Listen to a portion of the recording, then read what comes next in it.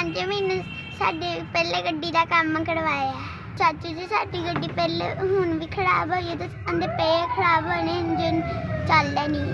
ਚਾਬੀ ਲਾਈਏ ਤੇ ਗੱਡੀ ਸਟਾਰਟ ਨਹੀਂ ਹੁੰਦੀ, ਧੱਕਾ ਵੀ ਲਾਈਏ ਤੇ ਗੱਡੀ ਟੁੱਟਦੀ ਨਹੀਂ, ਪਈਏ ਜਾਵੇ। ਇੰਜਨ ਦਾ ਵੀ ਕੰਮ ਹੋਣਾ ਤੇ ਸਾਡੇ ਪਹੀਏ ਦਾ ਵੀ ਕੰਮ ਹੋਣਾ। ਜੇ ਸਾਡੀ ਮਿਹਰਬਾਨੀ ਹੋਏਗੀ ਸਾਡੀ ਗੱਡੀ ਦਾ ਕੰਮ ਕਰਵਾ ਦਿਓ। ਤਰੀਮ ਬੱਚੇ ਅਸੀਂ 3 ਭੈਣ ਭਰਾ ਤਰੀਮ ਨਾ ਸਾਡੀ ਅੰਮੀ ਨਾ ਸਾਡੀ ਕੈਸਰ ਭਾਈ ਗੱਡੀ ਚਲਾ ਕੇ ਰੋਟੀ ਖਾਂਦੇ ਨੇ।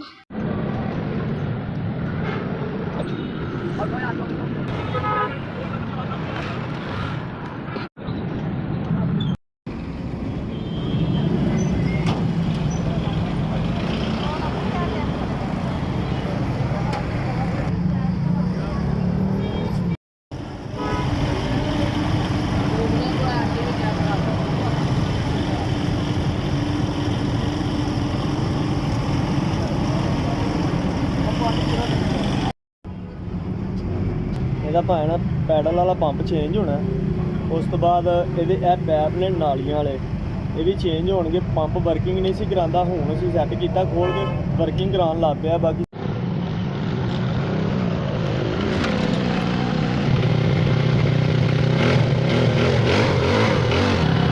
ਵਾਲੇਕੁਮ ਚਾਚੂ ਜੀ, ਤੁਸੀਂ ਫਿਰ ਸਾਡੀ ਗੱਡੀ ਦਾ ਦੁਬਾਰਾ ਕੰਮ ਕਰਵਾ ਕੇ ਦਿੱਤਾ ਹੈ।